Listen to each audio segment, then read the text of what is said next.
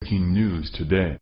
Please subscribe and then check notification box to get all breaking news alerts. It's common knowledge that when you put good in, you get good out. That's true on many levels, but none so literal as with what we put in our bodies. We were designed to survive and thrive off of what the earth provides for us. But the production of those life-giving substances has turned into such a finely tuned machine that prioritizes profit and taste, that we've lost a lot of what was good for us along the way. One of the biggest steps backward for the health of the Western world was the introduction of GMO foods, or any food that is genetically modified in order to live, even with poison sprayed on them. The purpose of this is to keep the food growing when the plants are sprayed for bugs, weeds, etc. Unfortunately, that means that things like Roundup are actually being put into our foods so that they'll be immune to being sprayed with it. As you can imagine, that's not great for your system. McDonald's Corporation is the largest dealer of GMOs, according to your Newswire, and according to recent reports, the Golden Arches have been seeing less green pass through them because of this information. The national awareness that GMOs could be contributing to the bad health of this generation is finally affecting the fast food superstars' bottom line. In fact, what is being served by the once beloved clown and his co-workers is hardly even being regarded as food anymore. McDonald's recently launched a PR campaign called Our Food, Your Questions, to reassure customers that their franken-foods are safe for human consumption. Unfortunately for McDonald's, the campaign backfired spectacularly. While the company still denies they use pink slime in their burgers, they were forced to admit using some highly questionable ingredients that would be more at home in a science experiment than on the dinner plate of a growing child. During their Food, Your Questions campaign, McDonald's admitted to using the chemical additive azotic carbonamide in their burger buns, which is the exact same substance found in yoga mats. Naturally, the world's leading franken-foods dealer insisted that adding rubber to food is quite safe. According to McDonald's, there are varied uses for azotic carbonamide, including in some non-food products, such as yoga mats.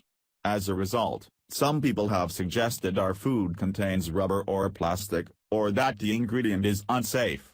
Think of salt. The salt you use in your food at home is a variation of the salt you may use to ice your sidewalk. The same is true of Ada, it can be used in different ways. I guess that was supposed to make us feel better, but there really is a slight flaw in that logic.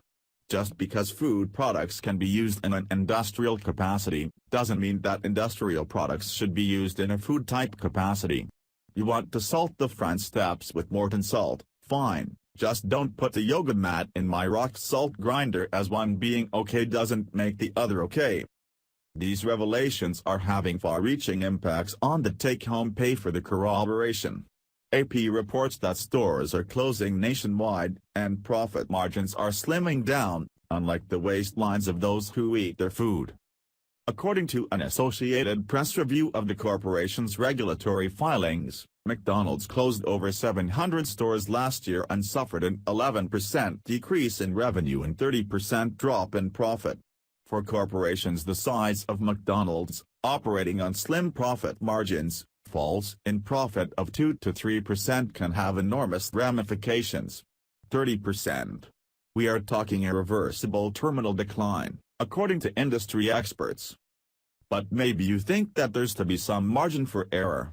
Maybe the oddly shaped and pressed meat products should be a red flag, but we can stick with the pure, natural, one-ingredient foods like French fries. We can all make French fries, it's just potatoes, salt, and frying oil.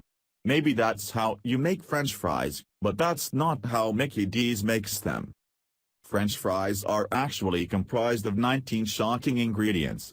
The staple side dish is basically a laboratory experiment in creating an item that looks and tastes like a potato product but is actually a chemically engineered concoction of GMOs, trans fats, chemical stabilizers, preservatives, wheat, milk, and beef derivatives, as well as poisonous additives derived from petroleum and silicone.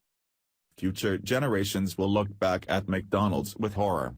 They will be astonished that the multinational corporation was allowed by the FDA to perform what is essentially a sick and twisted science experiment on the world's population, damaging the health of millions of unsuspecting people in the process. McDonald's aimed their advertising squarely at children and adolescents, trying to hook them on their chemical-laden addictive products while they are young and vulnerable, and all in the name of profit over all else. May we learn the error of our ways sooner rather than later and save our collective health while we still can. The honest truth is that you'd probably be better off to eat canned sugar out of the bag standing over the sink than to feel happy eating a happy meal. McDonald's had its time, and that is now past. Make the decision that is best for your health and drive past the drive-thru and onto the farmer's market, or even the meat market, or anywhere that doesn't serve GMOs and slime.